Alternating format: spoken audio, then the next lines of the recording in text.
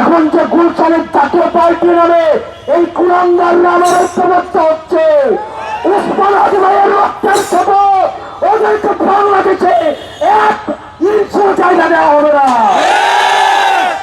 জীবন্ত লাশ হয়ে বেঁচে থাকার থেকে উসমান হাদির মতো 2 মিনিট জীবন নিয়ে বেঁচে থাকা বেশি সম্মানের।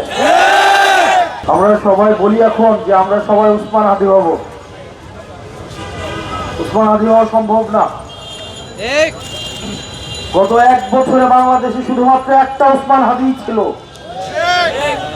গত 54 বছরে বাংলাদেশ একটা উসমান হাদিকে উপহার দিতে পারছে। দলদাস, সেবাদাস, পদ পদবী, পোস্টিং, প্রমোশন, নিজের ব্যবসা টিকিয়ে রাখার স্বার্থে 80 বছর ধরে জীবন্ত লাশ হয়ে বেঁচে থাকার থেকে উসমান হাদির মতো 2 মিনিট জীবন নিয়ে বেঁচে থাকা বেশি সম্মানের। ডায়ালগ সুবাসিত টয়লেট ক্লিনার, যার পাওয়ার প্লাস ফর্মুলা টয়লেটের কোনায় কোনায় পৌঁছে 99.99% জীবন ধ্বংস করে। রিমার্ক, আপনি চাইলে উসমান হাদি হইতে পারবেন না, আমি চাইলে উসমান হাদি হইতে পারবো না। উনি বাংলাদেশকে ইনসাফের পথে নিয়ে যেতে চাইছে। আমরা ব্যক্তি স্বার্থে, দলীয় স্বার্থে, সিটের স্বার্থে, ব্যবসায়িক স্বার্থে, একটা টিভি চ্যানেল পাওয়ার জন্য, একটা গরুর হাটের জন্য, একটা বাজারের ইজারার জন্য, একটা থানা কমিটির জন্য, একটা জেলা কমিটির জন্য, ইউনিয়ন সভাপতি হওয়ার জন্য নিজের মেরুদণ্ড বিক্রি করে দিয়ে আমরা সেবাদাস হয়ে থাকতে চাই। রাজনৈতিক দলগুলো তৈরি হয়ে গিয়েছে। প্রিয় ভাইরা, উসমান হাদির কাছে আমাদের প্রতিজ্ঞা আছে। উসমান হাদি যে শহীদের মৃত্যুর যে আকাঙ্ক্ষা, সকল ধরনের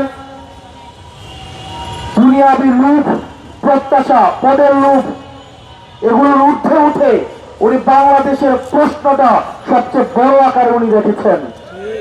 দুর্ভাগ্যজনক বিষয়, আমরা ওনাকে ধারণ করতে পারি নাই। গতকালের গুলিটা উসমান হাদির মাথা দিয়ে ফুটো করে যায় নাই, এটা বাংলাদেশের প্রত্যেকটা মানুষের বিবেক ফুটো করে গেছে। আমরা আওয়ামী লীগের সাথে এখন সবাই পরকিয়া করি। বিশ্ববিদ্যালয়গুলোতে এসে আওয়ামী লীগ এখন মিছিল করে, মিটিং করে। গত 17 বছর আওয়ামী লীগ সেবা নিচ্ছে আওয়ামী লীগ নামে, এখন সে হয়েছে আওয়ামী লীগের শিক্ষক, টকশোর বুদ্ধিজীবী, সাংস্কৃতিক কর্মী, নাট্যকর্মী। ফ্যাসিস্টের কোন ধরনের বাংলাদেশে কোন স্পেস হবে না, সে যেই নামেই থাকুক না কেন।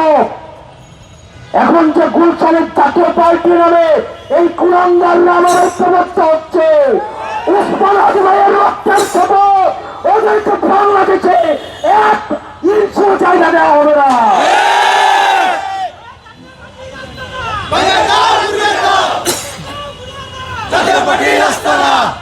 আমার ভাই উসমান হাদির রক্তের শপথ এই বাংলাদেশে দিল্লির এক্সটেনশন, ইন্ডিয়ার আধিপত্য এই বাংলাদেশে কোন ফর্মে, কোন ব্যক্তির মাধ্যমে, কোন ইনস্টিটিউশনের মাধ্যমে, টক্সিজীবীর মাধ্যমে, পেশাজীবীর মাধ্যমে এই বাংলাদেশে কোনদিনও আর ঢুকবে না। প্রিয় বাংলাদেশবাসী, আপনাদের ঐক্যবদ্ধ থাকতে হবে।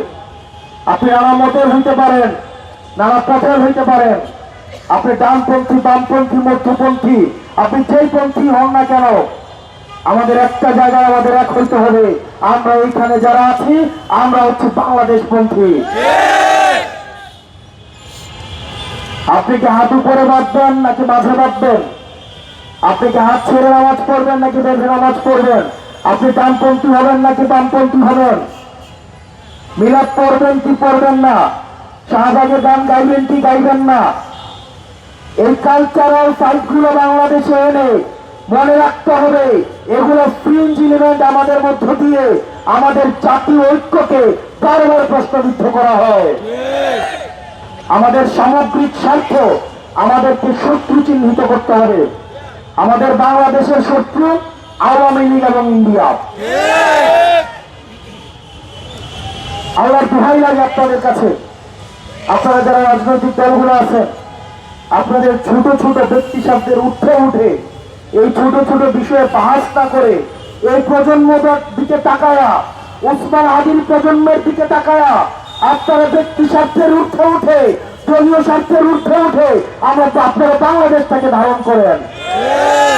আমরা কিন্তু জানি কারা কারা ইন্ডিয়ার সেটেলমেন্টে এসে ক্ষমতায় যাইতে চায়, কারা কারা আমেরিকাকে মেনটেন করে, চীনকে মেনটেন করে। বাংলাদেশের ক্ষমতা নির্ধারিত হবে বাংলাদেশ থেকে, সীমান্তের বাইরে থেকে বাংলাদেশের ক্ষমতা নির্ধারিত হবে না, হইতে দেওয়া হবে না। এটাই উসমান হাদি ভাই বারবার আমাদেরকে শিখিয়ে গেছেন।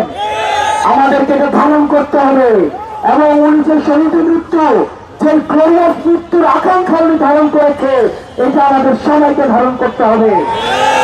আমাদের সবার এই জায়গায় ঐক্যবদ্ধ হতে হবে। আমরা বাংলাদেশটার প্রশ্নে আমাদের সবাইকে এক থাকতে হবে। কাউকে দোষারোপ করে পিছনের আলাপ সামনে নিয়ে আসা, আমরা এই যে মুক্তিযুদ্ধের পক্ষের শক্তি, মুক্তিযুদ্ধের বিরুদ্ধের শক্তি, স্বাধীনতার পক্ষের শক্তি, স্বাধীনতার বিরুদ্ধের শক্তি, সেকুলার, ইসলামপন্থী, বামপন্থী, জামাতপন্থী, এই আয়াতগুলা আপনারা যত ধর্মেই করেন না কেন, আপনারা এই প্রজন্মকে আর খাওয়াইতে পারবেন না।